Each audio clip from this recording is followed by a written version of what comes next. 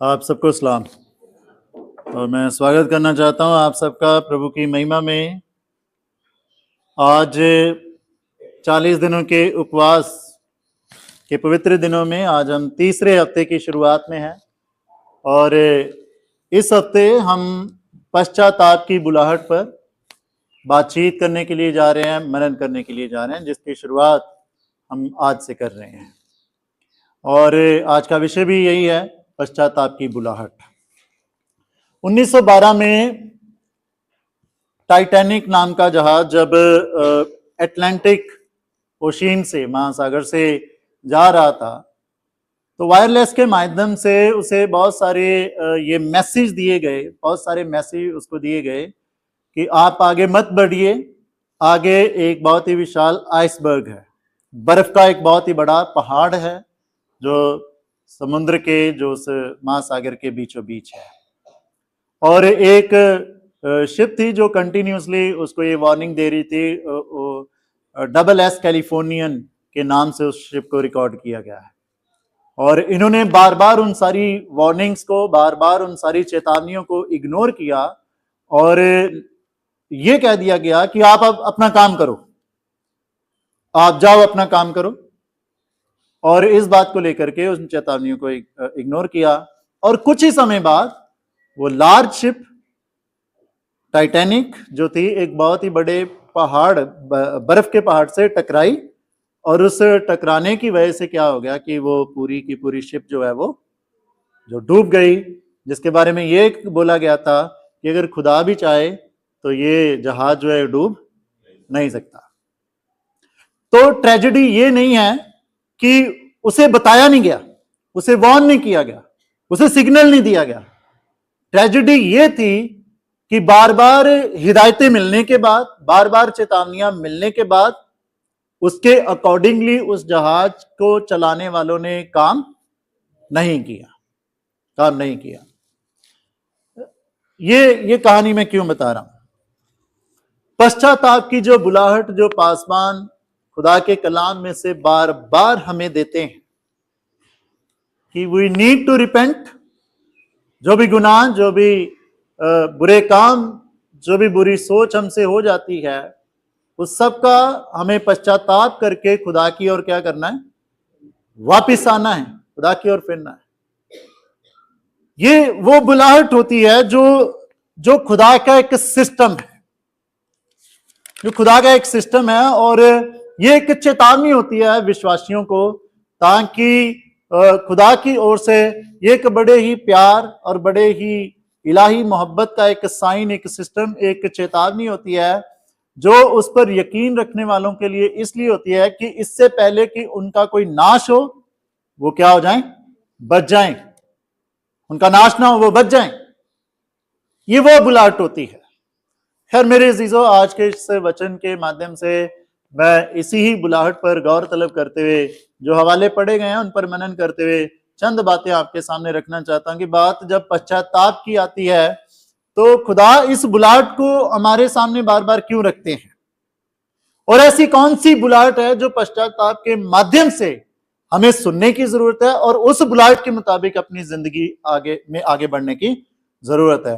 पहला हवाला हमने पढ़ा है पहले राजाओं की किताब, उसका 22 अध्याय, और इसके माध्यम से मैं आपको सामने रखना चाहता हूं जो पश्चाताप की पहली बुलाहट है हमारे सामने, वो ये बुलाहट है कि भाई अपने इको चैम्बर से बाहर आओ। ना कितने लोग हैं हम में से जो इको चैम्बर की डेफिनेशन को समझते हैं? इको चैम्बर का मतलब होता है, ये साइकोलॉजी में यूज होने वाली टर्म है, राइट? और इको चैम्बर का मतलब है वो जगह जिस जगह पे आप उन्हीं विचारों के लोगों से मिले रहते हैं जिनकी विचारधारा आपसे मेल खाती है। समझिए धीरे धीरे, जिनकी विचारधारा आपस में मिलती है, हम उसी आवाज पर या उन्हीं की या उनकी बातों को सुनना पसंद करते हैं जो हमारे हक में होती है। ये वो जगह होती है जो विचार या जो लोग आपके जीने या सोचने के तरीके के फेवर में होते हैं या आपके जीने के, आपके लाइफस्टाइल के मुताबिक जो बात करते हैं, आपको उन्हीं के पास रहना अच्छा लगता है। ये होता है इको चैम्बर। और जो थॉट्स, जो विचार आपके लाइफस्टाइल को, आपके नजरिए को चैलेंज करें, वो आपको अच्छे नहीं लगते। ये होता है इको चैम्बर। और पश्चाताप की बुलाहट है कि हमें इस इको चैम्बर से क्या करना है, बाहर आना है। इस इको चैम्बर से बाहर आना है। Now let me connect it with the biblical understanding की जो आज का हवाला पढ़ाया गया है, मैं उससे कनेक्ट करने के लिए जा रहा हूं। ध्यान से सुनिएगा। पहला राजाओं की किताब 22 अध्याय में हमने देखा है, जो मैं सिंपल सी शॉर्ट सी कहानी से मैं आपके सामने रखना चाहता हूं। राजा अहाब। नाउ यहां पर दो राजा हैं, इजराइल का राजा और यहूदा का राजा। यहूदा के राजा के पास क्या है कि राजा वो आते हैं यहोशापात। इजराइल के राजा के पास यहूदा का राजा यहोशापात आता है। और इजराइल का राजा यहोशापात को कहता है, इजराइल का राजा कौन है, राजा अहाब, और दूसरी तरफ कौन है, यहोशापात। अहाब ये राजा यहोशापात को कहता है कि तुझे पता है कि रामोत का जो रामोत गिलाद का जो रामोत है वो इलाका हमारा है, और उसको क्या किया है, दूसरे लोगों ने, अरामियों ने घेर लिया है।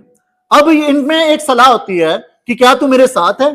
तो यहोशापात कहता है, जैसी प्रजा तेरी वैसी प्रजा मेरी, जैसे हाथी घोड़े तेरे वैसे हाथी घोड़े मेरे, आई एम विद यू। तो उसने कहा, आपने कहा कि चलो हमला करते हैं। पर इसने कहा, यहोशापात ने कहा कि खुदा के किसी नबी से पूछ लेना चाहिए। तो इसने कहा कि हाँ है नबी। और वो नबी कौन थे, 400, जो सिर्फ और सिर्फ राजा अहाब के हक की बात करते थे। ध्यान से सुनने जाना, इको चैम्बर से क्यों निकलने की जरूरत है। अब इसने जब उनको बुलाया तो उन सब ने कहा कि तुम लोग चढ़ाई करो, यहोवा तुम्हारे साथ है, तुम जीत जाओगे, तुम ये कर दोगे, तुम वो कर दोगे, राइट, इनकरेज हो गए। यहोशापात ने कहा कोई और भी है या यही है। तो उन्होंने बोला कि एक और है। राजा ने बोला एक और है। अभी ध्यान से सुनिएगा। अगर आपने वचन जो है पूरा 22 अध्याय अगर ध्यान से पढ़ा होगा तो यहोशापात ने पूछा कि यहोवा को कोई और भी नबी है। तो उसने, इजराइल के राजा ने कहा कि मतलब एक है, मिकाया एक है, मिकाया करके एक नबी है। और क्या उसने कहा कि मैं उससे घृणा करता हूं। क्यों घृणा करता हूं, क्योंकि वो कभी मेरे हक में बोलता, मेरे हक की बात नहीं करता वो। आप समझ रहे हैं, यहां से समझ आएगा अगर आप पर्सनली कनेक्ट करेंगे अपने अपने लाइफ से। जब खुदा के वचन की बातें अच्छी ना लगे ना, अच्छी क्यों नहीं लगती, क्योंकि वो हमारे हक में नहीं।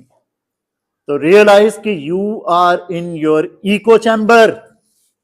आप उस इको चैम्बर सिचुएशन में हैं, आप उस जगह में हैं जहां पर सिर्फ आपको वही चीजें अच्छी लगती हैं जो आपके फेवर में हैं, जो आपके हक में हैं। जो चीजें आपको अच्छी लगती हैं, इट मीन्स कि आप उसी को चैम्बर में। उसने कहा एक नबी है पर मुझे वो अच्छा नहीं लगता। क्यों नहीं अच्छा लगता, क्योंकि वो कभी मेरे हक की बात नहीं करता।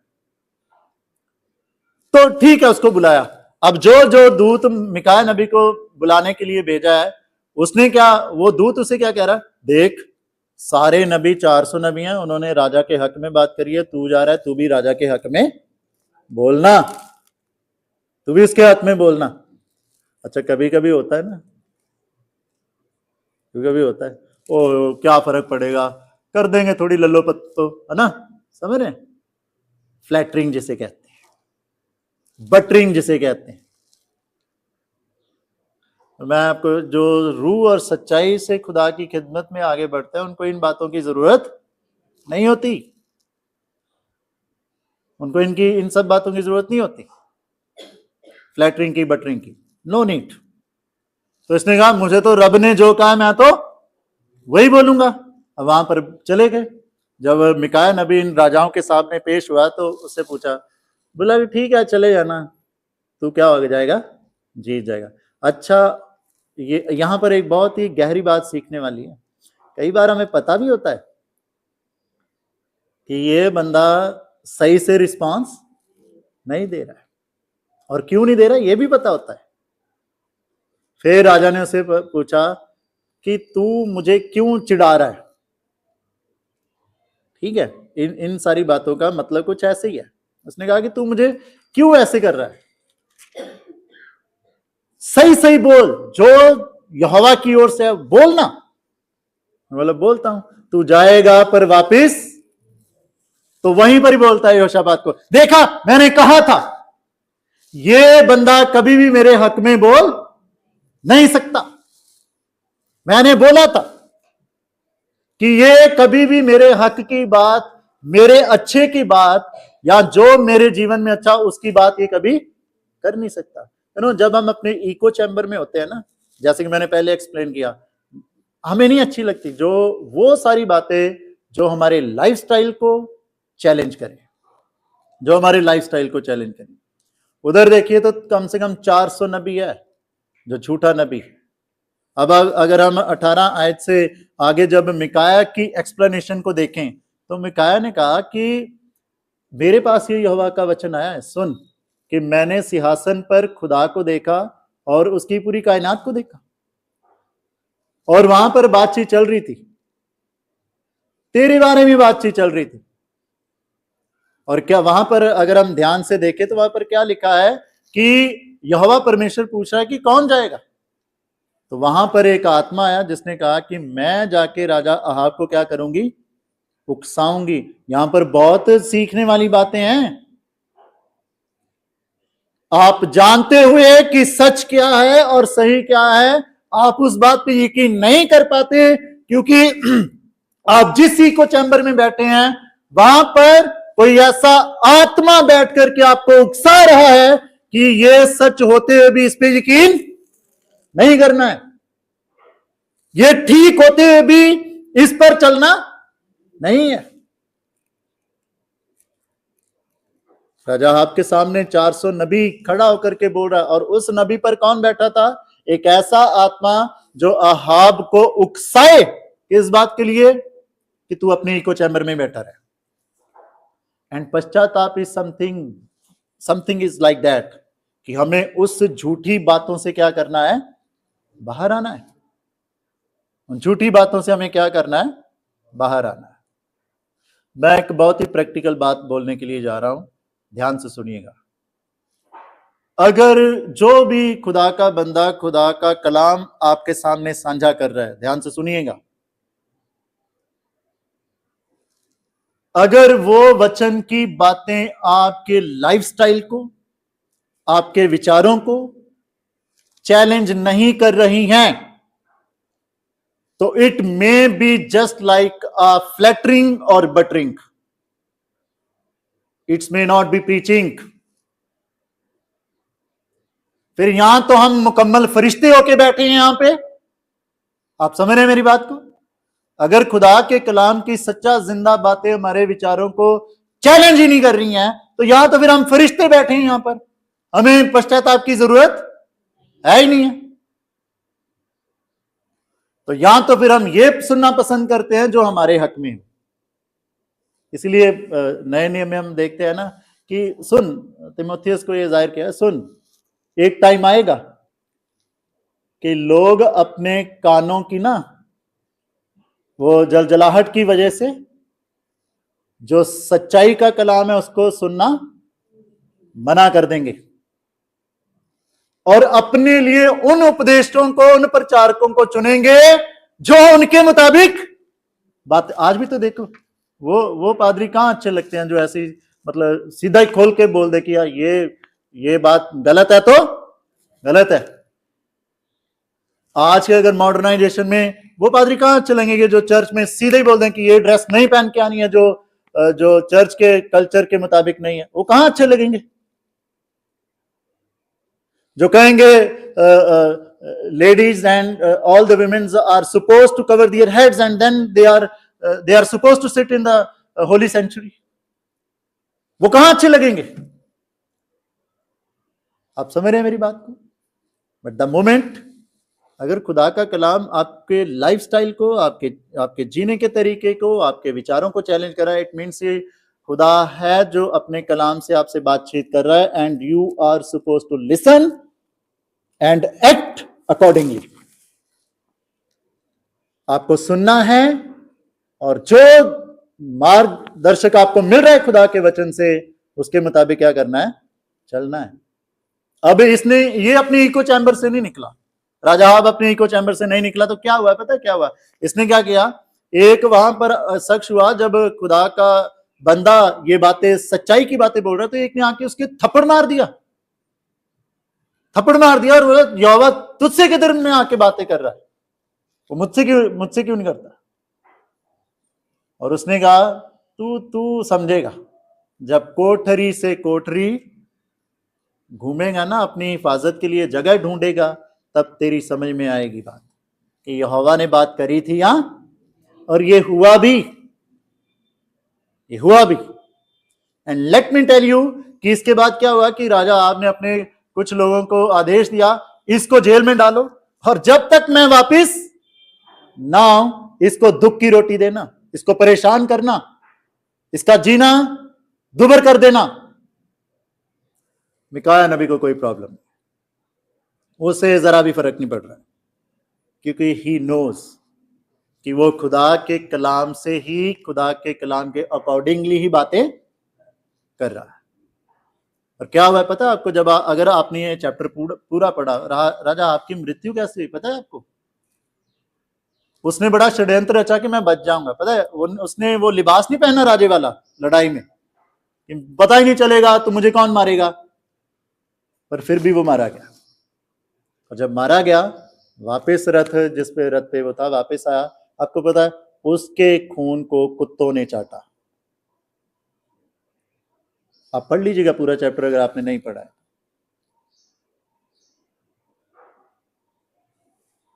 पश्चाताप की ये बुलाहट है कि उन सब चीजों से बाहर निकलो। कब तक आपको आपके व्यभिचारिता के विचार अच्छे लगते रहते रहेंगे? कब तक आप अपने नशे की आदत को जस्टिफाई करते रहेंगे? कब तक आप अपनी बातों को ना, जो बुराई की है उन बातों को ये बात बोल के टालते रहोगे, हम तो सरसरी बात कर रहे थे। अरे कोई सरसरी सुरसरी कोई बात नहीं होती है। चुगली निंदा जो भी है वो वही है, वो बुराई ही है। कब तक हम अपने उसी इको चैम्बर में बैठे रहेंगे? Let me tell you very clearly कि इन सारी बातों का रिजल्ट, जो असर है, वो आता ही आता है। और जब हम सदीपक जीवन की बातें कर रहे हैं ना इन 40 दिनों में, दिस इज द कॉल। खुदा की हुजूरी में से, खुदा के कलाम में से ये बुलाहट है, अपने उस इको चैम्बर में से जो बातें तुम्हें अच्छी लगती हैं, जो तुम्हें लगता है ये हमारे फेवर में है, उन बातों से क्या करो? बाहर आओ, उन बातों से बाहर आओ। और यहां पर जो पहला लेसन मैं आपके सामने रखना चाहता हूं, let us introspect and let us identify ourselves and our echo chamber, कि हम कौन से उसमें फंसे हुए हैं। और यहां पर एक बात देखिए, एक तरफ है 400 नबी और एक तरफ है, आप समझ रहे हैं, अकेले खड़े होना बेहतर है। 400 नबी गए, पर कौन से नबी की को एक बेहतर रूप से याद किया जाता है आज भी? जो सच्चाई के साथ और खुदा की सच्ची बातों के साथ खड़े रहे, वो हमेशा एक बेहतर तौर पर याद किए जाते हैं। So let us come out from our echo chamber, अपनी उन बातों से हमें लगता है कि बहुत ही बेहतरीन है। और अच्छा, आजकल तो मैं एक और ट्रेंड देख रहा हूं कि फेसबुक पे या इधर उधर हमारे नॉनसेंस थॉट्स को सपोर्ट करने के लिए विचार भी आते रहते हैं, वो लिखे हुए। उन विचारों को सेव करके अपनी स्टुपिडिटी को सपोर्ट मत करो वो support. Evaluate with God's word, वो सही है या नहीं सही है, and then do accordingly, let us come out from. तो ये था पहली बुलाहट कि जो खुदा की है, कि पश्चाताप की बुलाहट पे जब हम बात कर रहे हैं। दूसरा मैं आपके सामने रखना चाहता हूं कि पश्चाताप की बुलाहट है कि अपनी लॉस्ट कंडीशन को रियलाइज करना, कि हम होश में हैं या नहीं, हम होश में आए या नहीं है। आप लोगों में से कितने लोग हैं जिन्होंने पांडा सुना है? पांडा एक चाइनीज भालू है, ठीक है, ब्लैक और वाइट कलर में होता है वो, है ना। मैं इस वीडियो में उसकी फोटो डाल दूंगा, आप देख लेना अगर बाद में आप वीडियो देखें तो। पता है वो one of the stupid animal है, मूर्ख प्राणी, मूर्ख जानवर है। पता है कैसे? उसको, वो इतना मूर्ख है कि वो, उसका भार बहुत होता है, बहुत वेट होता है, और वो किसी भी पेड़ पे जब चढ़ता है ना, तो किसी डाली पे चढ़ रहा है, वो इतना मूर्ख है कि उसको समझ में नहीं आ रहा कि आगे डाली खत्म हो रही है, पतली हो रही है, तो मुझे, मैं आगे जाऊंगा तो नीचे। उसे पता ही नहीं, उसे होश ही नहीं है, वो पागलों की तरह चलता ही जा रहा है, और जब नीचे गिर जाता है, ओहो, फिर उसे समझ आता है, ओहो मुझे तो इस डाली पे, you know, sometime we behave like this. बार बार यहां से वार्निंग आती है, व्यभिचारिता मत करो, बार बार वार्निंग आती है, झूठ मत बोलो, बार बार वार्निंग आती है, इस डाली पे मत चढ़ो, but many time we behave in like a panda. समझ रहे हैं आप? और जब हम गिरते हैं तब होश आती है। और रिपेंटेंस जो कॉल है ना, जो मैंने पहले कहा, ये खुदा की एक बड़ी प्यार से हमें बुलाहट है, एक वार्निंग है कि भाई वापिस आ जाओ, इससे पहले कि उसे पतली डाली से गिर के चोट लगवा लो, नाश करवा लो। Now let me explain with the biblical reading. जो हमने लूका की अंजील में से हवाला पढ़ा है ना, लूका की अंजील 15 अध्याय 11 से लेकर 24 आयत तक, क्या कि कैसे उड़ाऊ पुत्र, वो सारा इंसिडेंट हम जानते हैं। जो मैं मेन बात आपकी, जिसकी ओर ध्यान आपका दिलाना चाहता हूं, वो है आयत 17 आयत है। 17 आयत में पता क्या लिखा है? 17 आयत में लिखा है, जब वे अपने आपे में आया। जब वे अपने आपे में, मतलब कि जब वे अपनी होश में, किस होश में आया? किस होश में आया? कि मेरे बाप के घर तो कितना आराम है, और मैं यहां सूरों में, इन गंदगी में, एक एक टुकड़े के लिए, रोटी के एक एक टुकड़े के लिए क्या हो रहा हूं? मोहताज हो रहा हूं। मैं इन चीजों के लिए मोहताज हो रहा हूं। मैं जब ग्रीक में पढ़ रहा था इसी वर्ष को, इसी पर्टिकुलर फ्रेज को, अपने आपे में आना या अपनी होश में आना, ग्रीक में इसका मतलब है कि अपनी झूठी शान से जागना। तो पश्चाताप की बुलाहट पता क्या है? अपनी झूठी शान से जागना है। उससे जागो। तुम जिस झूठी शान को लेकर के अपने बाप का घर छोड़ करके गए थे ना, अपना सारा संपत्ति, अपनी सारा पैसा लेकर के, क्या हुआ? तुम्हारी झूठी शान में वो सब कुछ क्या हो गया? खत्म हो गया। तुम्हारे जो दोस्त थे वो भी तुम्हें झूठी शान में छोड़ करके चले गए। अब उसी झूठी शान में तुम क्या कर रहे हो? सूरों में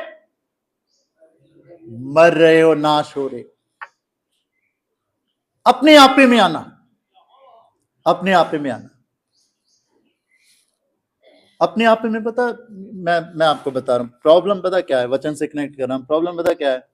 हमें ना दूसरों की आंखों में तिनका तिनका नजर आता है, पर अपनी आंखों में शतीर नजर वो नहीं आता है। हमें होश होती है दूसरों की कमियों को, आप समझ रहे हैं? पर रिपेंटेंस की बुलाहट क्या है? कि होश करो, अपने आपे में आओ कि हम कहां पर चल रहे हैं, हम किस दिशा में चल रहे हैं। आपको पता है, मैं एक और एग्जांपल दे रहा हूं बाइबल में से।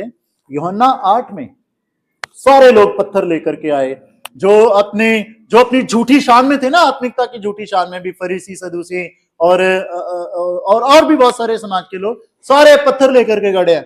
क्या करने के लिए? उस औरत को मारने के लिए। यीशु मसीह ने क्या कहा? तुम में से जिसने कोई पाप नहीं किया वो पहला पत्थर इस औरत को। और फिर क्या हुआ? जैसे ही वो होश में आए, होश आ गई ना, ओहो, हम तो खुद पापी हैं, हम इसको कैसे कैसे मार सकते हैं? And you know this is something that, कि खुदा का वचन की बुलाहट हमारे लिए है। अपने आपे में आना है, अपने आपे में आना है। जैसे कि मैं पहले ही बता रहा था, कब तक हम अपनी उन पापमयी आदतों को जस्टिफाई करते रहेंगे, सपोर्ट करते रहेंगे। अपने आपे में आइए कि किसी भी तरह का नशा आपको शांति देने वाला नहीं है। बहुत सारे लोग इस सपोर्ट में करते हैं। अपने आपे में आइए कि व्यभिचारिता एक मसीही जिंदगी के लिए नॉर्मल नहीं है, जैसे आज के मॉडर्न जमाने में इसको नॉर्मल डिक्लेयर कर दिया गया है। इट्स नॉर्मल, ये चलता है। It's not normal for Christian being. आप इससे अपनी रूह तक का नाश करते हो। होश में आना है, अपने आपे में आना है। इन सारी झूठी उस शान से, इस सारी उस झूठी शान और शौकत से जो हमें खुदा से क्या करती है, दूर करती है, जो हमें खुदा से दूर करती है। मैं एक इलस्ट्रेशन दे रहा हूं, इससे और भी समझ में आएगा कि हमें क्या इस पॉइंट से क्या सीखना है और हमें क्या करना है। जीपीएस के बारे में सारे जानते हैं। जीपीएस है ना, जीपीएस एक डिवाइस होती है जो हमें सही दिशा प्रदान करती है कि ये आप जहां आपकी डेस्टिनेशन है, ये आपको सही दिशा में लेके जा रही है। कभी कभी ऐसे हुआ, स्पेशली जो गाड़ी चलाने वाले लोग हैं उनके साथ स्पेशली ये हुआ होगा कि वो किसी रास्ते में जा रहे हैं, आधा पौना घंटा बाद चलने के बाद समझ में आया हम तो गलत रास्ते पे हैं। फिर वो जीपीएस की मदद लेते हैं, गूगल मैप और एंड ऑल दीज थिंग्स। फिर उनको समझ में आता है कि हमें किस दिशा में वापस, हम तो गलत दिशा में। और जब उनको पता चलता है कि हम गलत दिशा में, वो क्या करते हैं? सबसे पहला काम वो रुकते हैं। सबसे पहला काम वो क्या करते हैं? वो रुकते हैं। दूसरा काम वो एडमिट करते हैं, वो मानते हैं कि हम गलत दिशा में जा रहे हैं। तीसरा काम क्या करते हैं? फिर वो सही दिशा की ओर चलना शुरू करते हैं। आप समझ रहे हैं मेरी बात को? अगर होश में आ गया होगा ना, तो we will do the same. We will stop, we will admit and we will take decision to go to move to the right way. जो सही दिशा है, हम उस दिशा में क्या करेंगे? आगे बढ़ेंगे। और इस उड़ाऊ पुत्र ने वही किया। रुका, होश में आया, रुका, एडमिट किया कि मैंने पाप किया है, और फिर क्या डिसीजन लिया कि मैं अपने बाप के पास जाऊंगा। और बाप के पास आकर के कहा कि बाप, मुझसे गलती हुई थी, मैंने पाप किया, सिर्फ तेरे खिलाफ नहीं बल्कि उस स्वर्ग के परमेश्वर के खिलाफ भी पाप किया, मुझे माफ कर। और बाप ने क्या किया? गले लगाया। बाप ने गले लगाया, चूमा, प्यार किया, माफ किया और वो जगह दी। रिपेंटेंस पश्चाताप है, ये बरकत के लिए, ये बुलाहट के लिए। रुको, मान लो ये गलत थे हम। मानने से आप किसी के लिए नहीं, अपने लिए बरकतों के रास्ते खोलेंगे। आमीन। मानने से हम किसी के लिए नहीं बल्कि अपने लिए बरकतों के रास्ते खोलेंगे। और सही दिशा पे चलने से सिर्फ हम नहीं बल्कि हमारे कांटेक्ट में चलने वाले सब ब्लेस होंगे, सब ब्लेस होंगे। तीसरी बुलाहट की बात मैं कर रहा हूं, जो पश्चाताप की बुलाहट है, जो जोएल नबी की किताब उसका 2 अध्याय 12 से लेकर के 27 आयत तक हमने पढ़ा है। 12 आयत में लिखा है, तो भी यहोवा की ये वाणी है, अभी भी सुनो। क्या करो? अभी भी सुनो। मतलब हो सकता है ना, खुदा का कलाम बड़े प्रैक्टिकल तरीके से बात करता है। अभी भी हो सकता है बहुत लोगों ने नहीं सुना, तो जिन्होंने नहीं सुना उनके लिए क्या वचन आ रहा है? अभी भी सुनो, अभी भी सुनो। क्या सुनो? उपवास के साथ रोते पीटते अपने पूरे मन से फिरकर मेरे पास आओ। अपने वस्त्र नहीं, अपने मन ही को फाड़कर अपने परमेश्वर यहोवा की ओर फिरो, क्योंकि वे अनुग्रहकारी, दयालु, विलंब से क्रोध करने वाला, करुणा निधान और दुख देकर पछताने वाला है। क्या जाने वे फिरकर पछताए और ऐसी आशीष दे जिससे तुम्हारे परमेश्वर यहोवा का अनबलि और अर्घ दिया जाए, वो तुम्हें बरकत दे।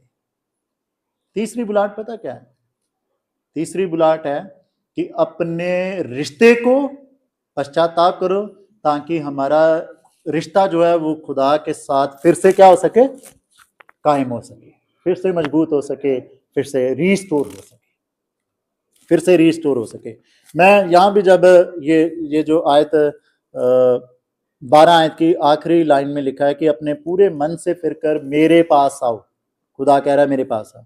मैं इन चीजों को पढ़ रहा था हिब्रू लैंग्वेज में, क्योंकि ये हिब्रू में लिखी गई है जोएल नबी की किताब। मैं पढ़ रहा था, हिब्रू में लिखा गया जो वर्ड यूज हुआ है वो वर्ड यूज हुआ है शुभ, जिसका मतलब है कि जहां हम बिलोंग करते हैं ना, उस जगह पर वापस आना। जहां हम बिलोंग करते हैं, हम बिलोंग करते हैं अनंत जीवन के लिए। आप समझ रहे हैं मेरी बात को? पर हम उस अनंत जीवन को और उस अनंत जीवन की बातों को छोड़कर शायद कहीं और ही मशरूम है। तो खुदा की क्या बुलाहट है? अभी भी उसकी आवाज सुनो, उपवास रखते हुए, रोते पीटते हुए, अपने कपड़ों को नहीं अपने दिलों को फाड़ो, और क्या करना है? परमेश्वर की ओर फिरना है, परमेश्वर की ओर फिरना। और जो 18 से लेकर 27 आयत तक है ना, ये ब्लेसिंग्स हैं, ये आशीषें हैं कि जब हमारा रिश्ता उसके साथ कायम हो जाता है तो फिर वो कौन कौन सी बरकतें हमें देता है। आपकी कमाइयों के फल नहीं मिल रहे होंगे, आपको बहुत कमा रहे हैं पर टिक नहीं रहा है, वो टिकना शुरू हो जाएगा। वो लिखा ना यहाँ पर, तुम्हारे फल जो वो गिरेंगे नहीं, ये वही है, तुम्हारे फल नहीं गिरेंगे। तुम्हारे अभी बच्चों के एग्जाम है ना, तुम्हारे फल नहीं गिरेंगे, ये बढ़िया कर जाएंगे एग्जाम में उसकी समझ के साथ। Let us return to the Lord, वापिस आओ। और ये है क्योंकि जब हमारा रिश्ता उसमें कायम हो जाता है फिर हम फलदायक होंगे ही होंगे। और let me conclude today sermon, आज के वचन को मैं कंक्लूड करना चाहता हूं इस बात से, जो आज की इबादत में वचन शुरुआत में पढ़ा गया, प्रकाशित वाक्य की किताब उसका 3रा अध्याय उसकी 20 आयत को यहाँ पर हमने पढ़ा कि इसलिए यीशु मसीह क्या कर रहा है? तुम्हारे दरवाजे पर खड़ा क्या कर रहा है? खटखटा। अच्छा है ना, तोड़ नहीं रहा है वो दरवाजा, वो क्या कर रहा है? दरवाजा खटखटा रहा है। जो कोई उस आवाज को सुनेगा, दरवाजा खोलेगा, यीशु मसीह क्या करेगा उसके? इसीलिए मैं कहता हूं कि ये लैंड सीजन की प्रेयर अपने घरों में कराइए। चर्च इट्स ओके,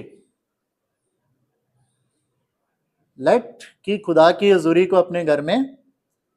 अब यीशु मसीह खुद थोड़ी आएंगे और आपके साथ खाना खाएंगे, वो अपनी जमायत के रूबरू होकर के आपके साथ बातचीत करते हैं, आपके साथ संगति करते हैं। Are you getting the point?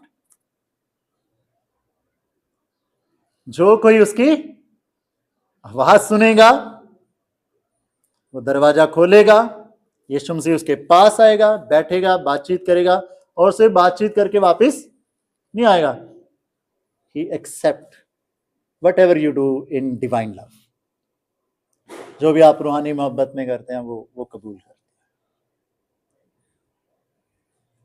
तो लेट अस उस बुलाहट के मुताबिक हम अपनी जिंदगी में आगे बढ़े, और खुदा आपको बहुत बरकत दे, और ये लैंड सीजन आपके लिए बहुत आशीषमय करे। खुदा सच में आपके घरों में आए और आपकी तमाम ज़रूरतों पर अपनी रहमत को भेजे। प्रभु अपने कलाम के द्वारा हम सबको आशीषित करें। आमीन। आइए दुआ।